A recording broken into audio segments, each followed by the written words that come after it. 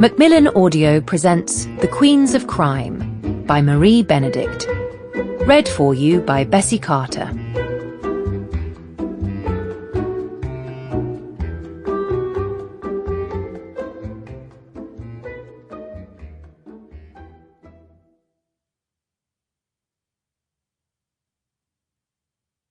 For Jim, Jack and Ben.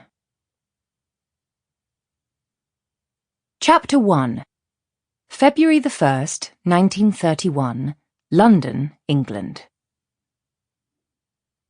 None of us is as we appear, I think, as I watch the woman enter the marble-trimmed lobby of Brown's Hotel. Her step is hesitant.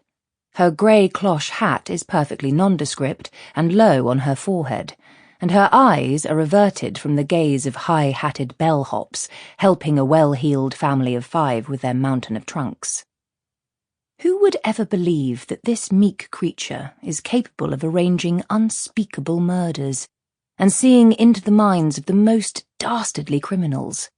For that matter, who would believe that I am? She pauses and scans the bustling space, seeming not to see me.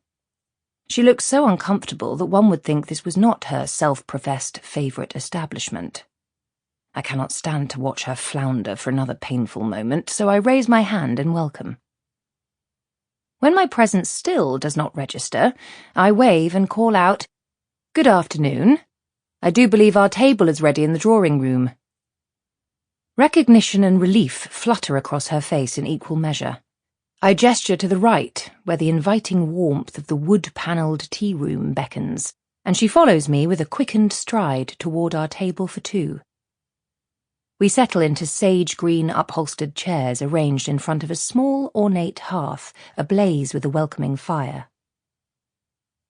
Although we exchange a few words in greeting, I do not initiate conversation until the waitress finishes taking our tea order, chamomile for her and Earl Grey for me.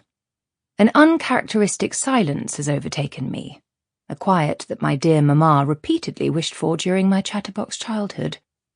I furtively study my tea-time guest as she plays with a wayward curl and tucks it back into her hat.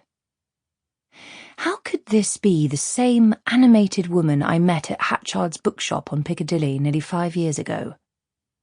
A woman who strode right past the queue of patrons waiting for her to sign her latest novel and greeted me with a warm embrace when I popped into the shop. A woman with an infectious laugh and a bright crimson scarf tied around her neck.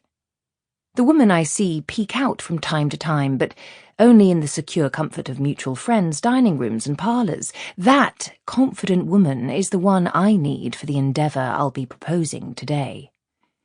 Even though I know what's happened to her, by Jove, the whole country does, I'm sometimes gobsmacked by the transformation since the early days of our acquaintance. One cannot fully imagine the damage done to her confidence from the blanketing of newspaper articles during her infamous 11-day disappearance 5 years ago, when her automobile was found empty on the edge of a cliff and the largest manhunt in England's history was launched. The search was undertaken by policemen and hundreds of volunteers and bloodhounds and aeroplanes and even me, to no avail. Thankfully, she emerged in northern England unscathed, except by the indignity of having her now ex-husband's dirty extramarital laundry aired, but shrouded in a mystifying silence with no explanation and a cowed character to boot. Her vanishing remains the greatest unsolved mystery in her canon. But studying her now, I wonder, has the vivacious, bold woman really disappeared? Or can she simply not bear the public gaze? We shall see. How would I have reacted to such a highly publicised broadcasting of my own peccadilloes? I'm not immune to improprieties myself, but I do not believe that anyone would be the wiser upon meeting me, or even suspect an untoward thing. All my shame is tucked away within my bullish exterior, done and dusted. Then I remember a line from one of my guests' short stories, a frippery involving married sleuths Tommy and Tuppence. Very few of us are what we seem. Sample complete. Ready to continue?